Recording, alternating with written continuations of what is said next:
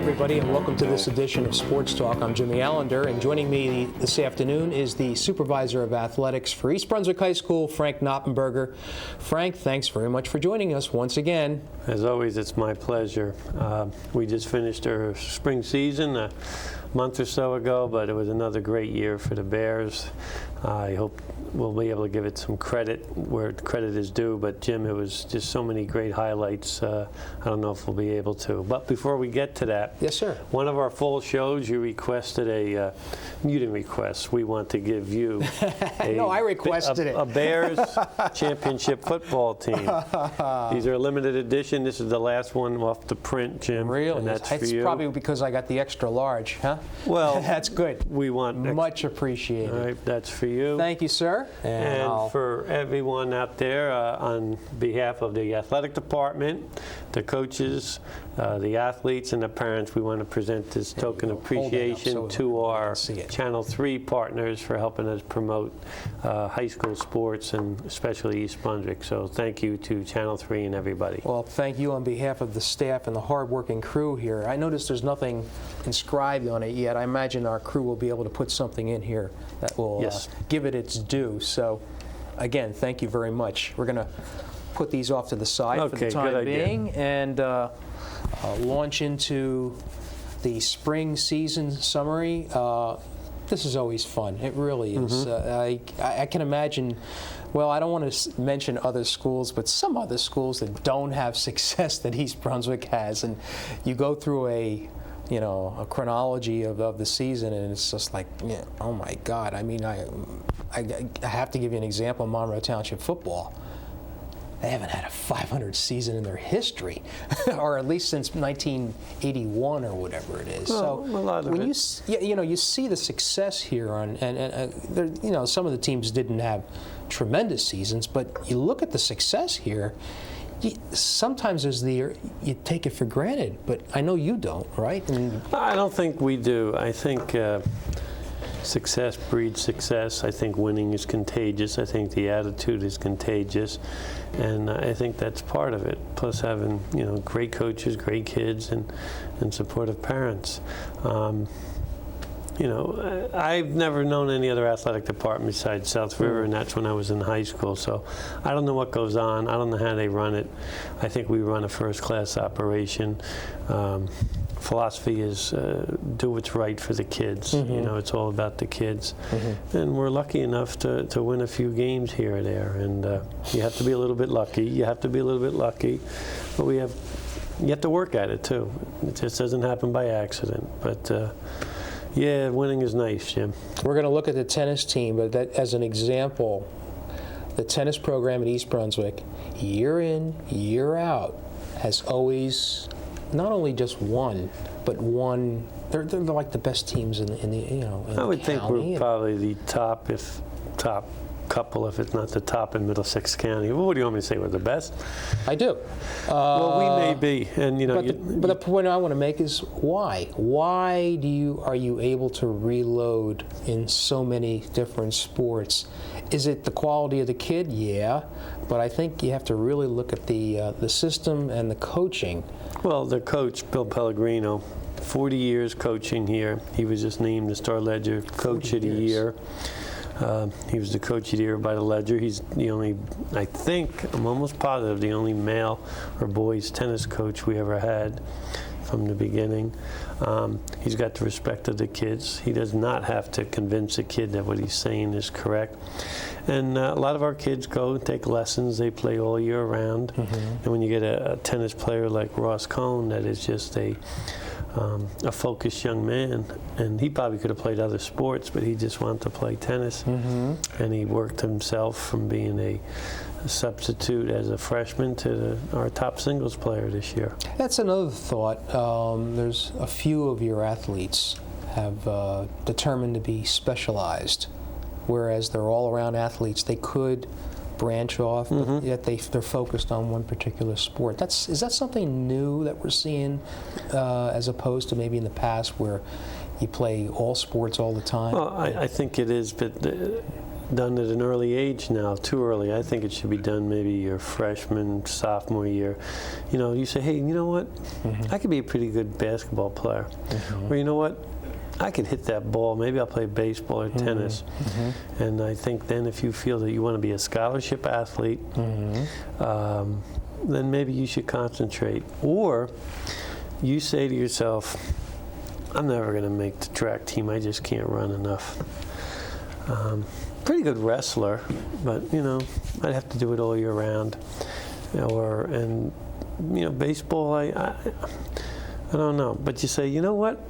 I'm going to concentrate all my efforts because I want to make that baseball team.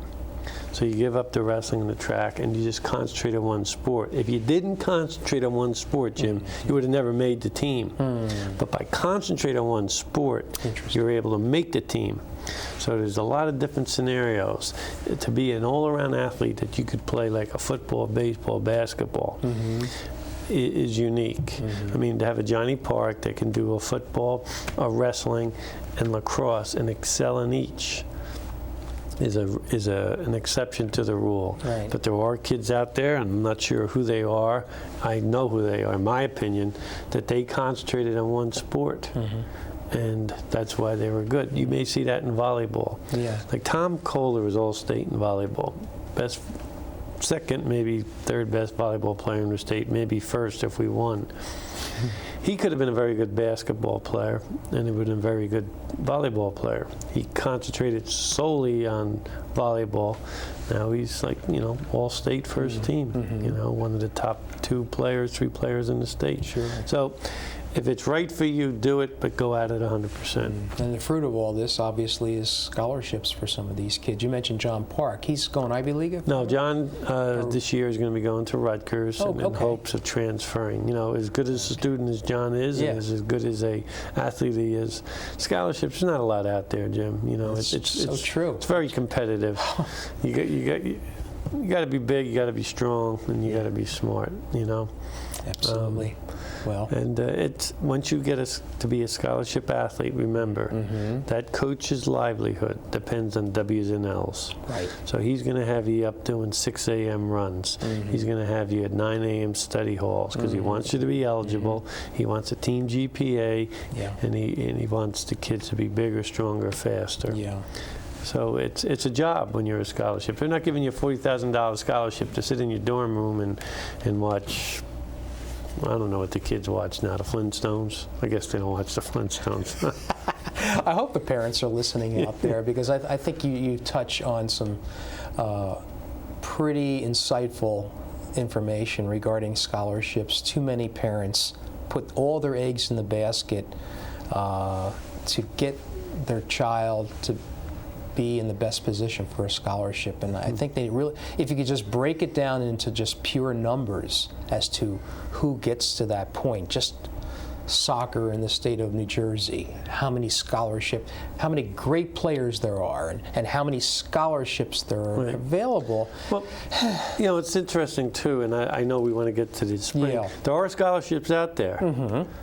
But it may not be where you want to go. You may have to go to Nebraska or Kansas because they love that in their recruiting letter. We've got an athlete from New Jersey. I see. You may have to go to North Carolina at some small school. They love that. There are places, there are scholarships, but, you know, well, I'm going to go to Rutgers because Rutgers has a bad football year. No. There's still a Division I football team. You may not get where you want to go, but there are scholarships, and they're limited, especially in the East. It's true. Well, let's get into the spring season and talking about a coach who has had his share of scholar athletes who have gone on to college. Bo Henning, mostly in basketball, but he's also the boys' golf coach, successful, very successful.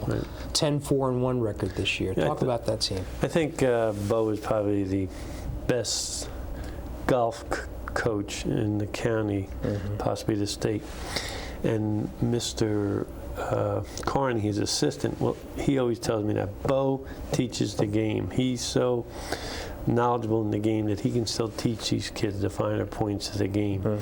He's not like a ex-football coach that took the golf team and just says, hit guys, because, you know, as a coach, you can't follow them around the course. Okay, you can't do all that coaching to them. But Bo is one guy who coaches the game and can teach the game of golf to them, and that's why we're successful.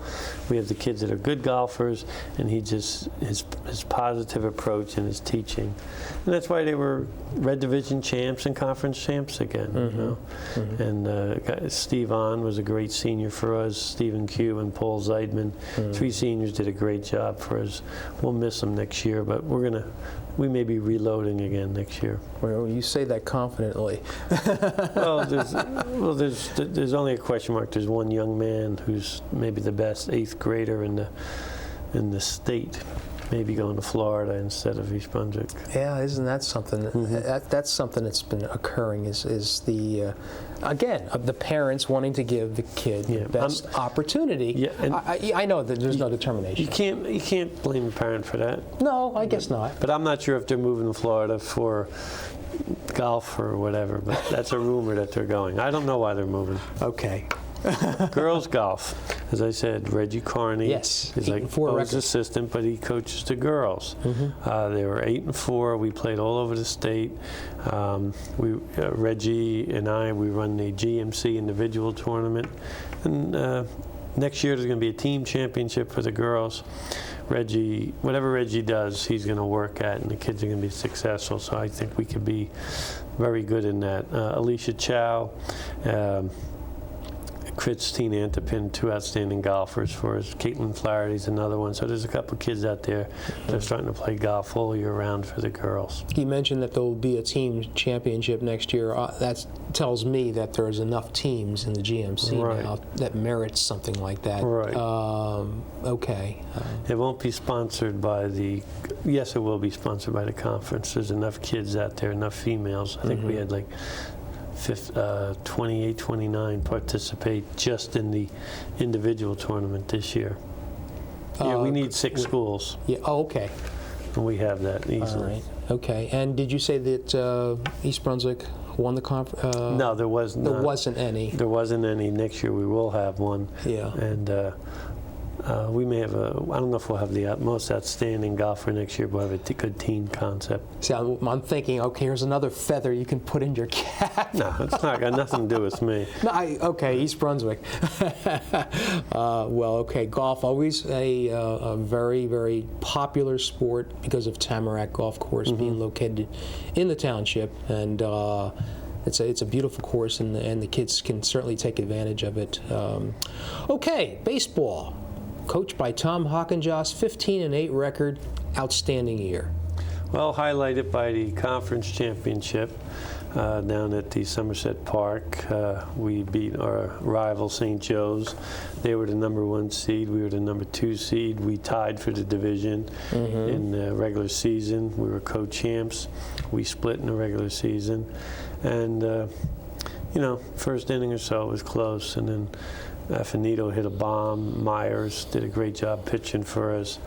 And, Matt Metch played solid shortstop for us for the tournament and the whole year.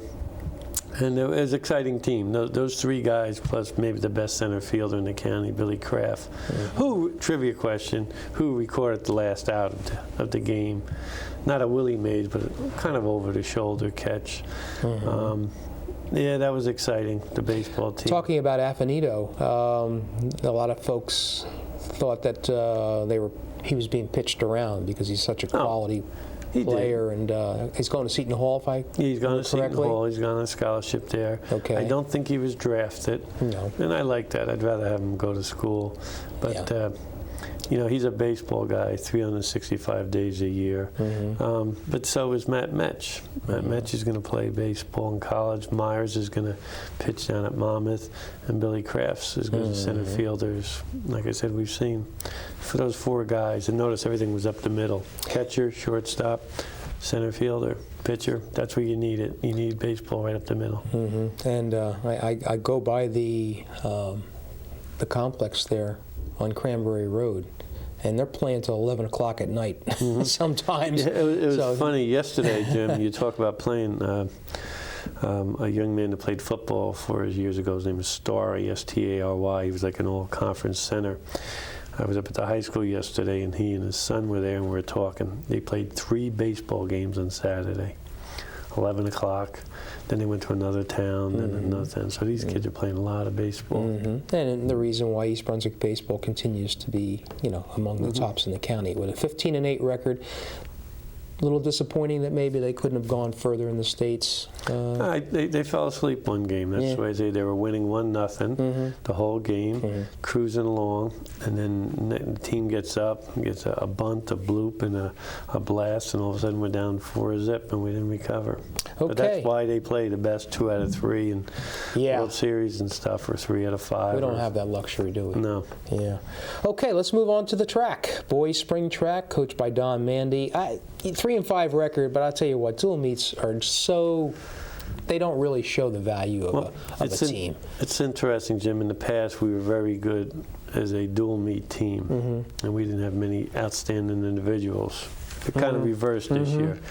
Greg Bull was an outstanding runner for us this year. He could win the mile or 2 mile. I know they don't call it that, but that's what we call it. That's what I call it, the mile or 2 mile. Kyle Grady was going to win the state championship in the hurdles till he hit a hurdle and stumbled. Steve Schreier was a great pole vaulter for us, and Justin Granite, who's only a junior, was the mile or the 1600 champion in the GMCs. But it's interesting, when you talk about championships. Bull got a Central Jersey championship. So did Kyle Grady. Justin Granite could be a top 8 kid in cross country, but is electing to play soccer. Okay. Good for him. There you go. Yeah, there you good go. for him. Okay. Kevin McAvoy, the girls' coach, had a 4-3 record. Same type of thing. Megan Donovan, great at the distance runners. Brittany Hahn was a 2-time champion in the sprints for us and in the States in the sectionals. She was our Big E winner, by the way. And then Vicky Krupnik is a junior who was our outstanding junior athlete. She had a couple titles. So again, very good at the individuals, and we just need a little more work on that teamwork. But we're young. We're going to be okay next year in both boys and girls track. Okay, the boys lacrosse team, coached by Dan Paxton, an admiration of sorts with a 4-12 record, especially since you had some quality kids coming back for this team. What happened? I'm not making excuses. Mariana was hurt a lot of the year. Park was hurt a lot of the year. Fessel was on and off. But there's 3 guys there that are quality athletes. Fessel's going to play at college. Drexel? Yes, he's going to play there. Mariano, is going to play football. Park's going to go to Rutgers. Where's Matt going? Matt's going to Delaware Val to play either quarterback or maybe they're going to switch him to running back. And then Frank and Will Kehoe did a great job for us anchoring the defense. And a young kid named Nick Fusco, who's synonymous with lacrosse in this town. So, yeah, we weren't happy with the record, but, I don't know if they ever went out there not thinking they were going to win or gave their best effort. Good teams in the area, especially North Brunswick, if I remember correctly, had a quality team. Old Bridge was also an excellent team. So maybe the competition was getting up there as well. We did all right against everyone but North Brunswick and South. And the girls lacrosse team, coached by Cindy Todorov, with a 9-9 record. There's a sport. Girls lacrosse is really exploding in popularity. As a matter of fact, boys and girls lacrosse, the GMC, next year will have their own conference of just GMC schools. We're not going to have to travel to Huntington or Bridgewater or Voorhees. So we're just going to be within ourselves, which is pretty neat. The girls we're going to call them county champs. They're going to call themselves conference champs. The bottom line is they won the county championship. All the teams in the county got together and we ran a tournament. There's not enough to call it an official GMC school, but they came back and beat a team they lost to before, South Brunswick. So they won the conference county conference championship. Samantha Wallace turned out to be our second all-time leading goal scorer, right behind Park's sister, who has the record. Lauren Dudwood did a good job for us. Rachel Snyder in gold did a great job. Samantha Silver did a good job for us. Steph Blanner did a good job. Cindy's doing a good job, but She always we're all does. doing a good job, I guess. Absolutely. They're fantastic. Cindy's continues to be just the model coach. Boys volleyball, coached by Greg Rutz with a 28-3 record. Here's an instance where they almost have the reputation that if they don't win it all in the state every year, it's a disappointment. And I bet you that's how the kids felt, wasn't it? Well, they want to win the conference championship because they know they got to go through St. Joe's. So that atmosphere at our place when we beat them 2-1 was as good as an atmosphere you've ever seen for high school sports. And then the state semis, I guess what was disappointing is we won the first game, then we lost the next two. Bridgewater, was it? Clifton. Clifton, okay. So that was a tough call, that we won the first two and then end up losing to them. The first game, I should say. But you know, their expectation, their coach's expectation, is undefeated, conference champs, state champs. Yeah. That's the expectation. And once you have that, Jim, once your expectation, you're going to work to get there. And they work. They're out. Some of them, like the Heilman kid, who is a reserve for us this year, Travis, he's going down this weekend with a couple other kids. They're going down to Louisville, Kentucky, for next weekend to play in a volleyball tournament. Volleyball people, there's a bug. They got the bug, and they go all over the state and country playing volleyball. So that's why we're good. The parents have bought into it. The Coach Rutz, has sold them on to have them to play beach volleyball tournaments. How many years has Greg been coaching? Yeah. How many years has Greg been coaching? Yes. Greg Rutz. Yes. How many years? 5. That's my guess. I put you on the spot on 5. that one. I think he's got 3 state championships. I was going to say, what is his record? And 2 semifinals. We've got like a string of 10 consecutive years being in state semis in volleyball. Yeah.